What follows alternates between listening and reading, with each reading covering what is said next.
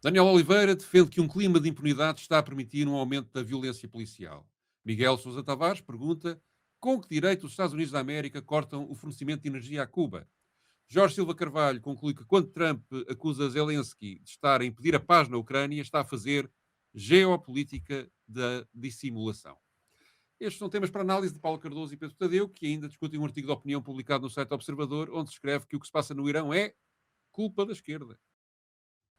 Os comentadores. Eles analisam, eles debatem, eles opinam, eles influenciam, eles discutem, eles ensinam, eles divertem, eles manipulam.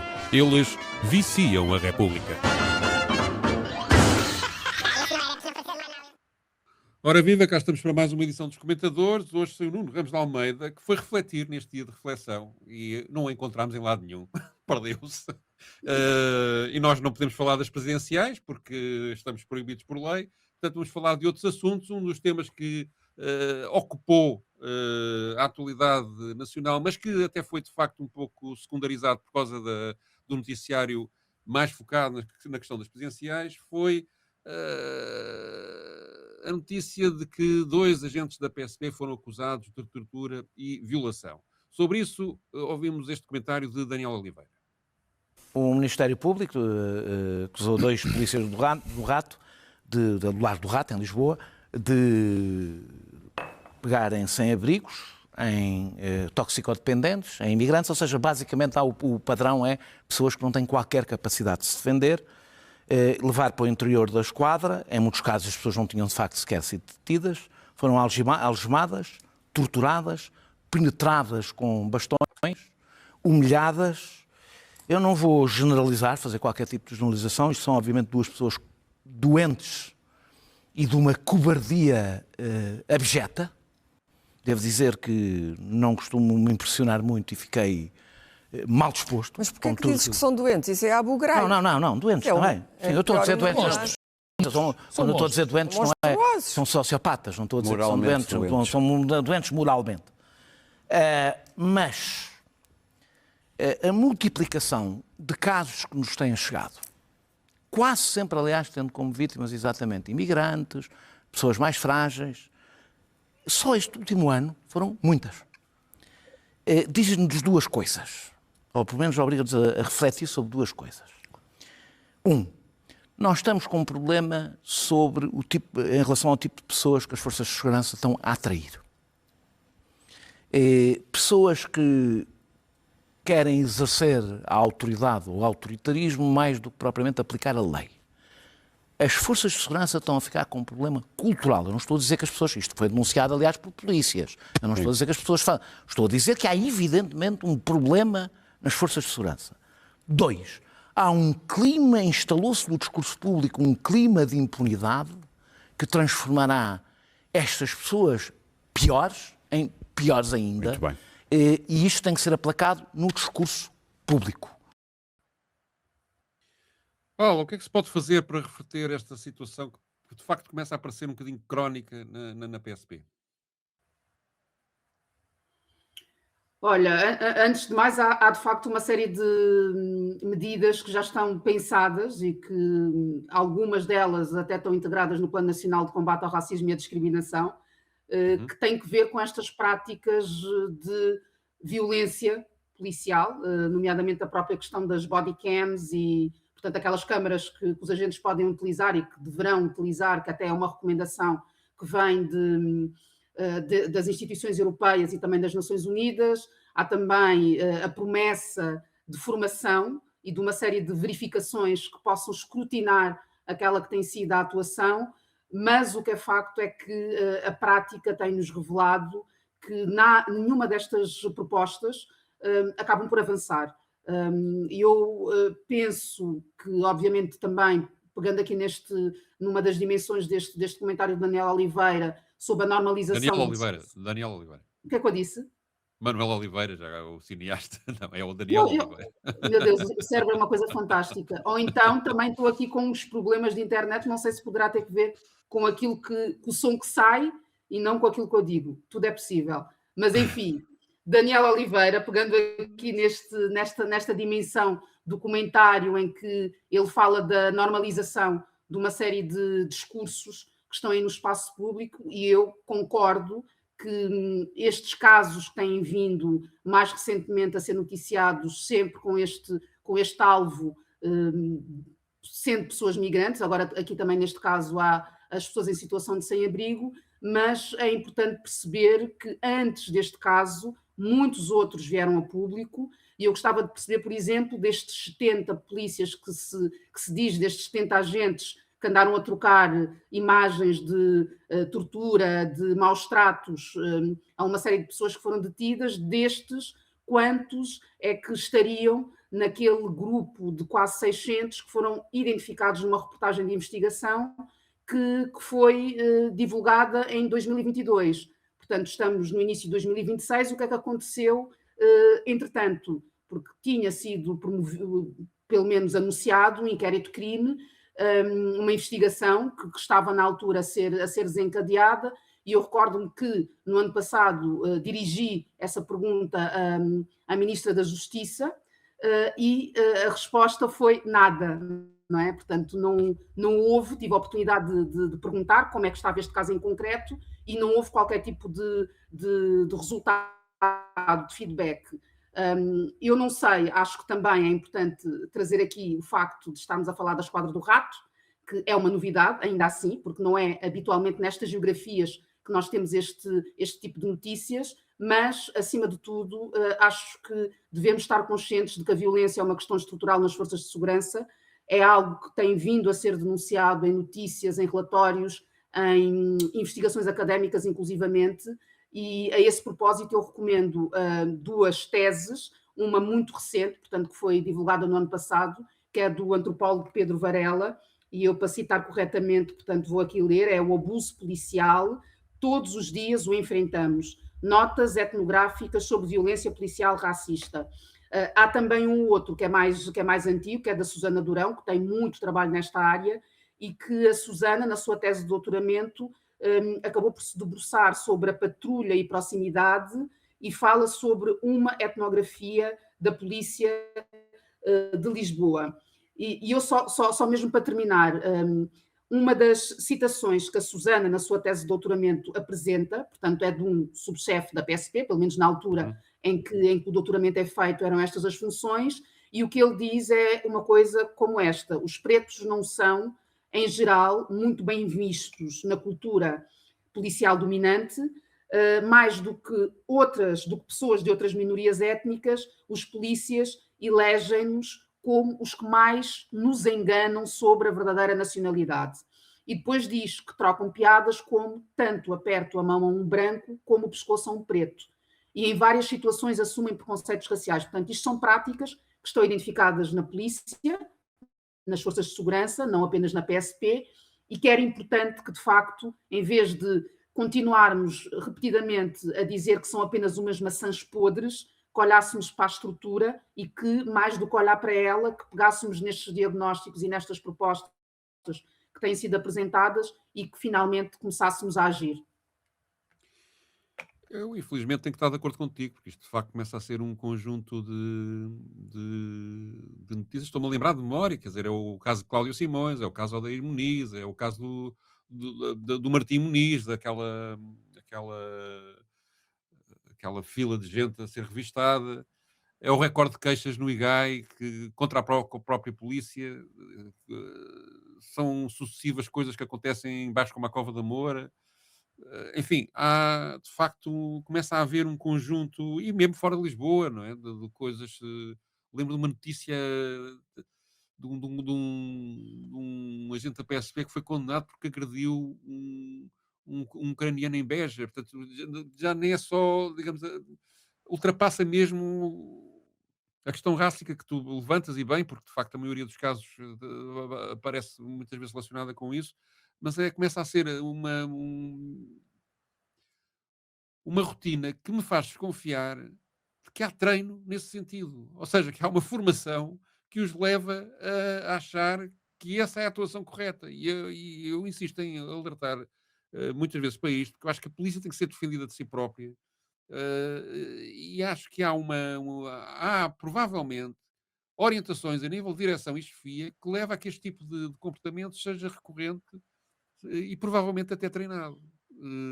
e, portanto, há uma interpretação sobre o que é o mundo do crime e o que é o mundo da marginalidade e o que é o pôr a ordem pública a funcionar corretamente, que certamente só podem ter um fundo de interpretação ideologicamente errado e que depois com consequências na prática. E, portanto, eu, para além da questão de pontualmente se julgarem os polícias envolvidos nisto, de descobrir, como tu dizes, se entre aqueles 70 estavam muitos agentes envolvidos no grupo de extrema-direita que há uns anos andava a fazer comentários também no WhatsApp, etc., se não há orientações específicas da polícia que, no fundo, justificam este tipo de repetição, se não há, digamos, a instalação de uma cultura que a própria polícia promove e que, paralelamente com a infiltração provável de grupos de extrema-direita, não está a criar uma situação explosiva e muito grave. Eu não, quer dizer, não consigo compreender como é que numa esquadra tão frequentada como a do Rato, estas coisas sucedem sem que ninguém denuncie mais cedo estas situações, não é? Portanto, é evidente que também há aqui outro problema, só para dar aqui, digamos, um benefício da dúvida. O noticiário é feito, nesta matéria, tem sido feito com base em informações do Ministério Público e não há ainda ninguém da defesa a falar, nem os próprios polícias a falar, e portanto pode haver aqui qualquer coisa que me esteja a ultrapassar, mas quer dizer, parece tudo tão evidente e tão claro que é difícil que isto tenha alguma defesa possível. E portanto custa-me muito a perceber como é que o comando da esquadra da PSP, por exemplo, não deu conta destas coisas. Entretanto, a Paula desapareceu, mas já voltou. Estamos aqui com dificuldades na ligação da internet. Vamos então mudar de assunto. A não ser que queiras acrescentar mais alguma coisa, Paula, mas se não, vamos falar. Não, estou mesmo a lidar com dificuldades de internet.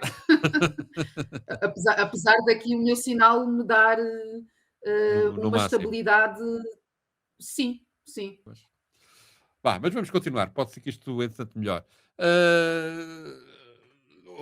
Tem dominado completamente o noticiário nos últimos tempos na parte internacional, as situações em que os Estados Unidos está envolvido, na Venezuela, no Irão, ameaças de Donald Trump de invadir o Irão, de mandar na Venezuela como quer e como pode.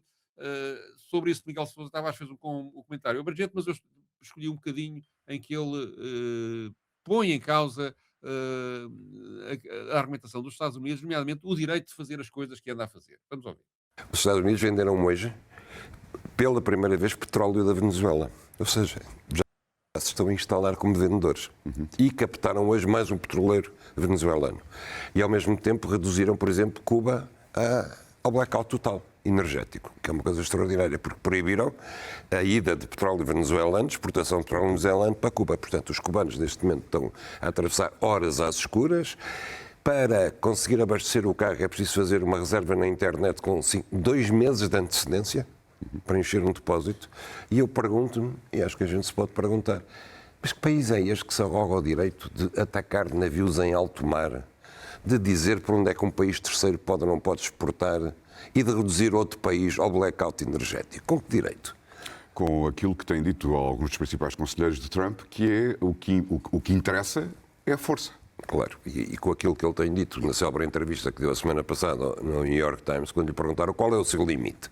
Você tem alguns limites, alguns constrangimentos? Eu disse, tenho os meus princípios. O limite da minha moralidade. O limite da minha moralidade, o qual a gente imagina que não seja demasiadamente elevado. Confias na moralidade de Donald Trump? É a moralidade do dólar. A moralidade do dólar. É essa a moralidade que ele conhece. Mas, enfim, eu acho... Miguel Sousa Tavares às tantas pergunta que país é este, não é? E ocorre-me contrapor outra questão, que mundo é este, não é?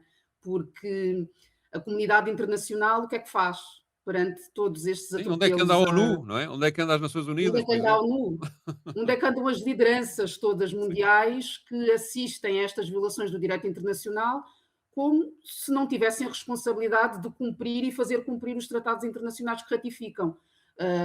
Como é que se ouve o presidente dos Estados Unidos dizer que está-se a borrifar para o direito internacional, portanto que isso não interessa nada, e estão todos calados, portanto, ou pelo menos não existe uma voz que seja audível o suficiente, que é para nós não estarmos aqui a discutir exatamente esta passividade que se instalou naquelas que são as relações internacionais. Que os Estados Unidos de Trump continuem a abandonar tudo quando são compromissos multilaterais, e é isso que ele tem feito, portanto, não só na questão do clima, mas tudo o que tenha que ver com uma responsabilização que não traga como contrapartida um lucro que ele possa perceber que seja traduzível em dólares. Portanto, isto está a acontecer e já não deveria surpreender a ninguém. Volto a insistir, o que me surpreende é esta passividade internacional, esta conivência global. É como se os Estados Unidos vivessem num permanente estado de exceção ao cumprimento, no que diz respeito ao cumprimento de regras. E isto facilita justamente isto que está em curso, que é esta anexação de países como se fossem ativos que acabam por reforçar um portfólio de negócios. E é com este cenário, é nesta desordem mundial em que nos encontramos e em que parece que não há alternativas a esta subjugação americana ou aos Estados Unidos. Parece que o mundo está refém dos desmandos de Trump. E eu acho que também nos falta olhar, se calhar mais, para exemplos de não alinhamento, como é o caso que está aqui a ser referido, por exemplo, de Cuba, que resiste há mais de 6 décadas com este embargo, portanto, apesar das próprias Nações Unidas condenarem, portanto, de existir essa voz, digamos, do coletivo, que depois não se traduz na prática numa resolução das situações. Portanto, Cuba resiste, apesar de todas estas práticas que completamente à margem de todas as leis. Há, obviamente, um empobrecimento da população, há uma degradação das infraestruturas na sequência do embargo, mas há também, e isso eu acho que é importante também de assinalar, existem uma série de avanços que têm acontecido, nomeadamente aqui na área da biotecnologia, em que nós temos uma série de centros de tratamento oncológico americanos a estabelecer parcerias com os investigadores cubanos, nomeadamente na imunoterapia para tratamento do cancro do pulmão. Inclusivamente, mais recentemente, há inclusivamente as notícias de uma vacina. Portanto, isto tudo acontece num país que está a sofrer estes ataques há mais de 6 décadas. Agora imaginemos o que seria de Cuba sem o agressor da Casa Branca. Eu penso que as consequências de longo prazo do que Donald Trump está a fazer é, de facto, estourar com a ordem internacional no sentido em que a ONU deixa de ter valor, o Tribunal Internacional de Justiça deixa de ter valor, todas as próprias Unesco, todas as instituições multilaterais que existiram até e que foram criadas após a Segunda Guerra Mundial e que levaram, apesar de tudo, ao estabelecimento de um mínimo padrão de respeito pelos direitos humanos ou de respeito das nações umas pelas outras. Tudo isso está a ser destruído. E a questão que tu levantas, Paulo, é de facto a questão crucial. Como é que os outros países... É evidente que é muito difícil por ordem nos Estados Unidos da América, o país mais poderoso do mundo e o Império manda. Quer dizer, é isso que Donald Trump está a dizer, sobretudo no continente americano, naquilo que ele chama o hemisfério ocidental, que inclui da Groenlândia cá de cima até lá abaixo ao Uruguai. Agora, o ponto é como é que a Europa, a China, o continente africano, a Rússia estão ou não dispostos a organizar uma nova ordem mundial que isole de alguma forma os Estados Unidos. E, de facto vejo poucos movimentos nesse sentido, pelo menos no imediato. Há a organização dos BRICS e não é por acaso que grande parte do ataque dos Estados Unidos vai contra países dos BRICS ou que de alguma forma têm influência na economia dos BRICS. Mas, digamos, esse alinhamento dos BRICS, que de facto já tem muitos países, Índia, Indonésia, China, Rússia, Irão, Brasil, é já uma força muito grande, mas ainda é insuficiente para, com esta rapidez com que Donald Trump está a agir, conseguir responder. E, portanto, aqui o papel da Europa também era crucial. Ou a Europa faz mais coisas como, por exemplo, o acordo Mercosul, e começa, de facto, a virar as costas e a perceber que os Estados Unidos, pelo menos com Donald Trump, não são um aliado com que se possa trabalhar, ou então acabará por, depois de mandar para a Groenlândia meia dúzia de tropas, ceder ao repelo de qualquer direito internacional, entregar a gestão da Groenlândia a Donald Trump. E era uma boa altura para os europeus criarem, apesar de tudo, uma forma de política internacional que não dependesse tanto dos Estados Unidos, e eu receio bem que isso não venha a acontecer.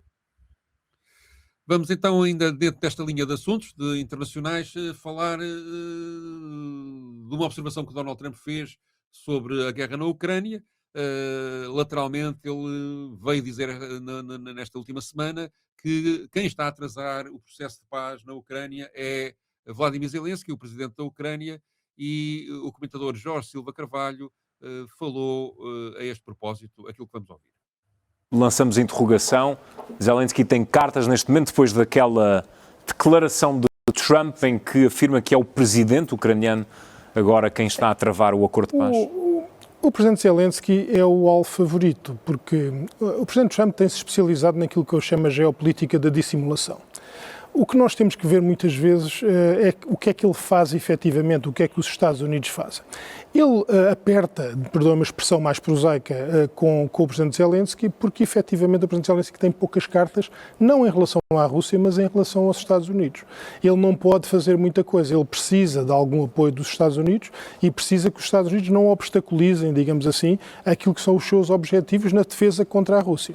Agora, isto é uma forma engraçada de fazer as coisas, dolorosa, mas engraçada, porque o presidente Trump também faz isto contra Zelensky para mostrar a Putin.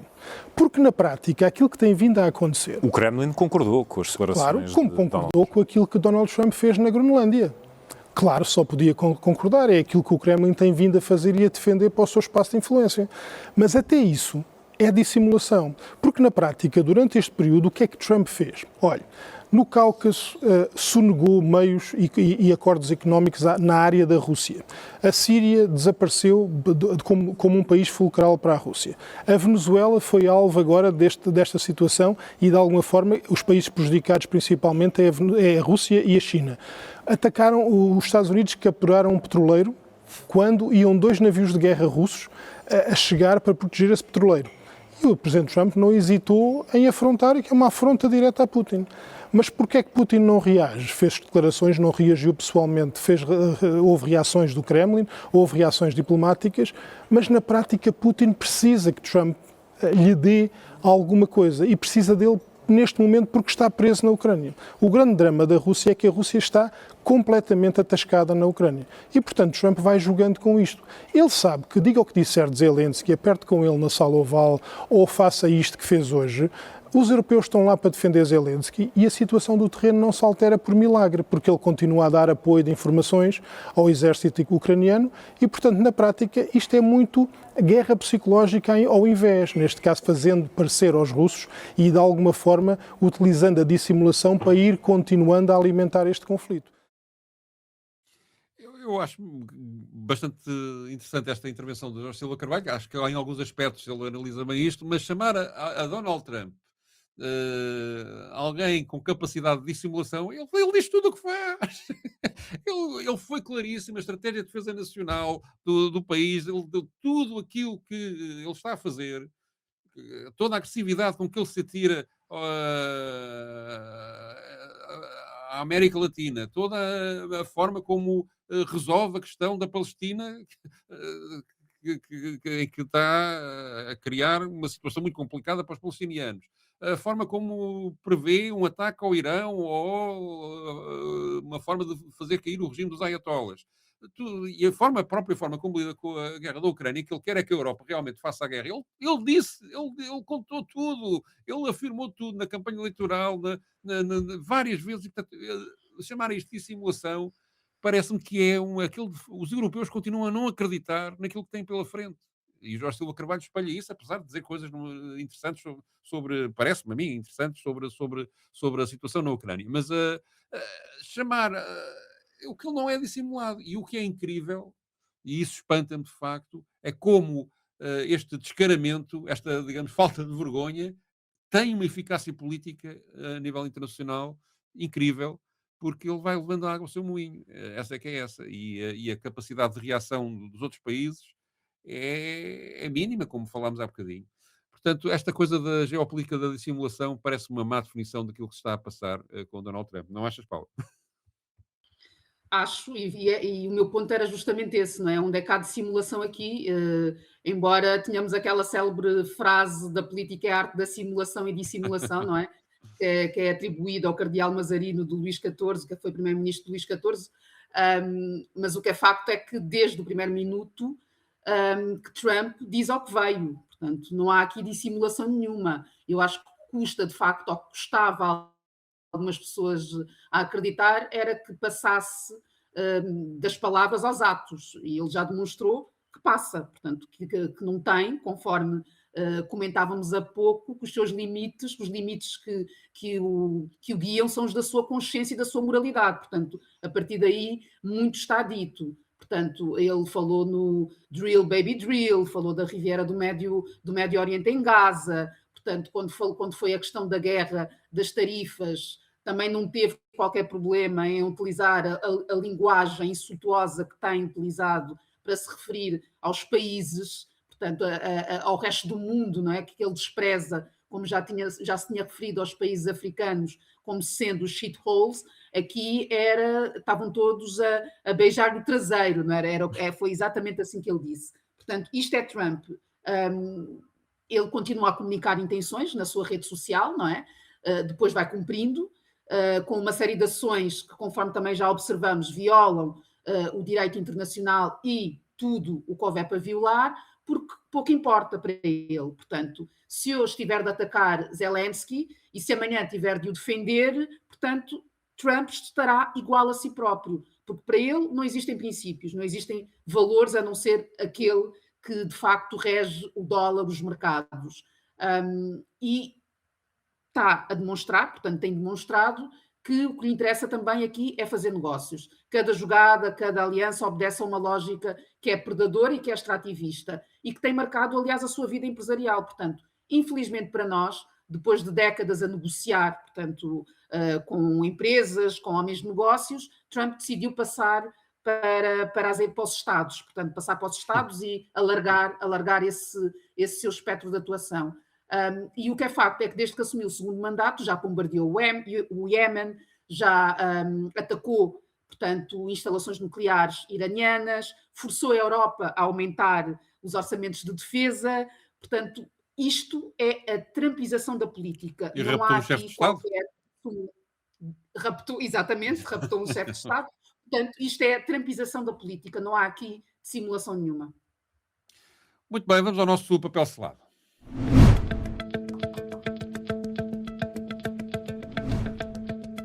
Ainda à volta de temas internacionais, desta vez o Irão, um artigo no jornal Observador, assinado por Mani Basharzad, tem esta tese.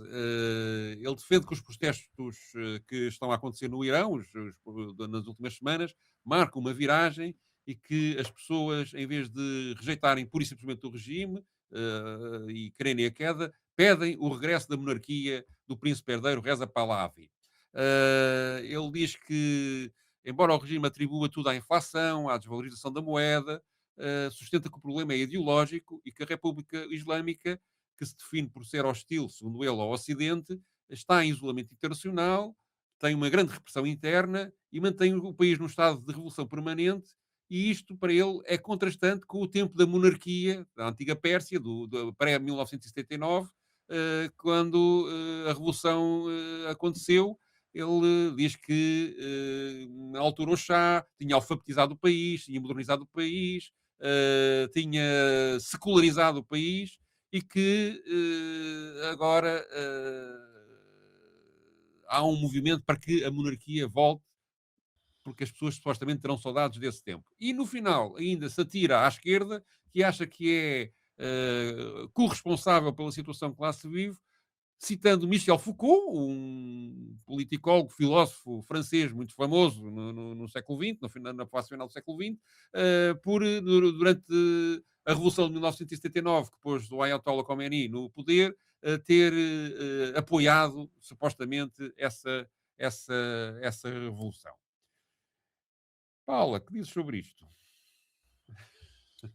Olha, Ah, eu. este senhor identifica-se, este senhor que não conhecemos, é de fora, tem aqui no final uma assinatura que é, deixa-me cá ver se eu consigo, está uma nota editorial que diz que Mani Basharzad tem origem iraniana, é um jornalista da área económica, com trabalhos publicados pelo Adam Smith Institute e pelo Mises Institute, bem como entrevistas cobertas em think tanks globais como o Cato Institute. Portanto, é um neoliberal da economia.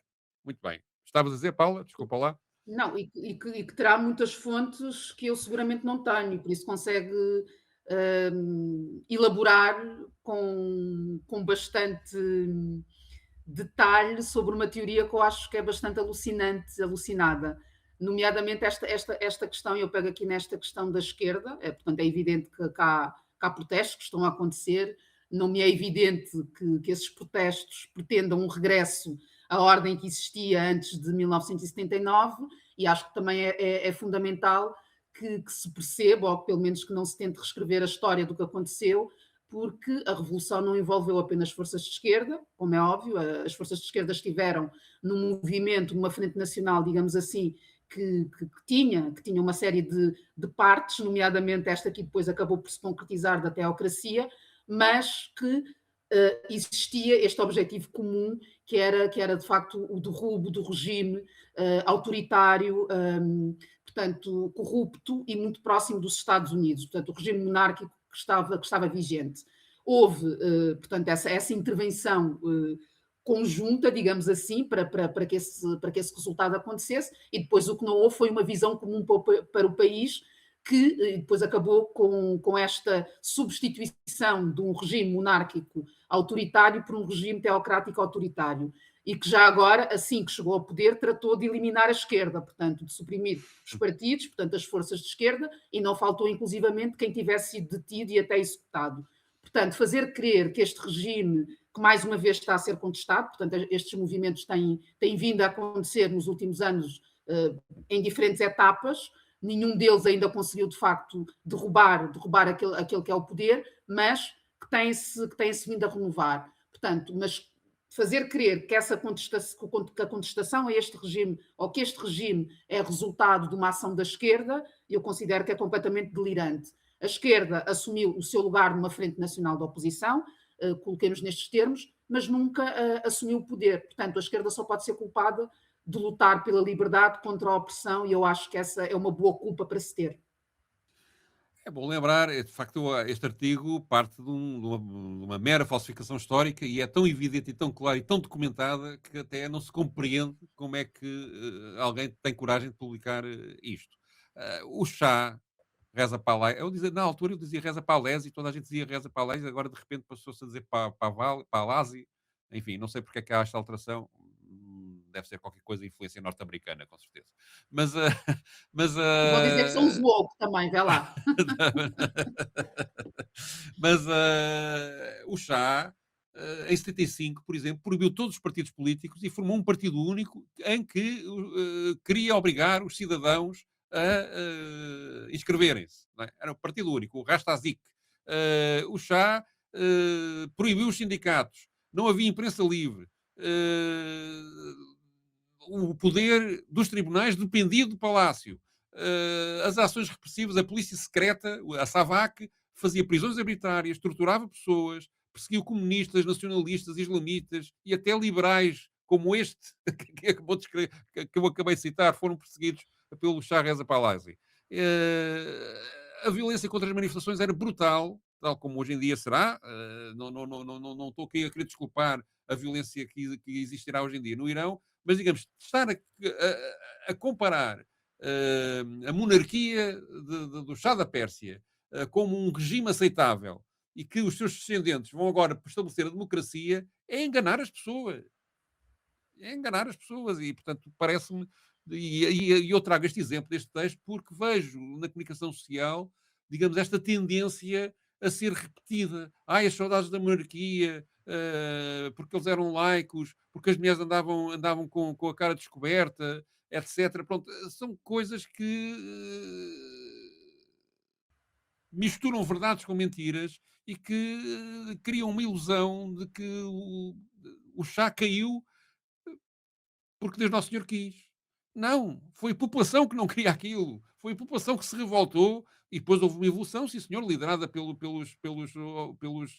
religiosos, que deu o resultado que deu. Mas a motivação que levou a população a fazer cair o Shah, a fazer com que ele fugisse do país, foi precisamente o facto de viverem numa ditadura.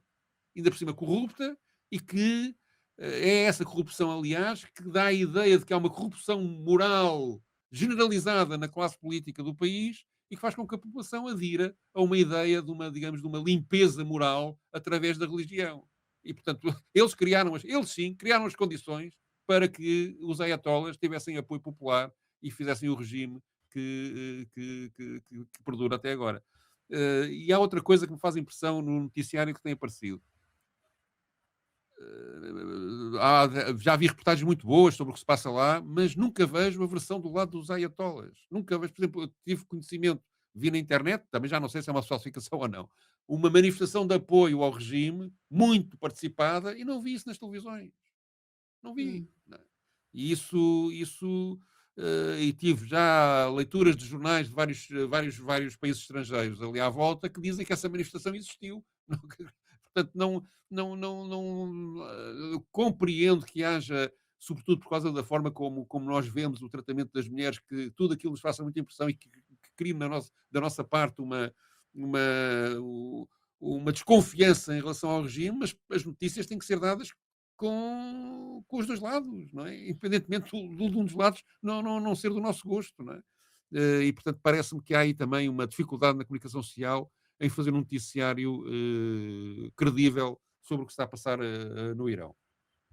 Mas esta coisa de que a monarquia que era bom, é mesmo do pior. Qualquer dia o Estado Novo também era bom cá em Portugal.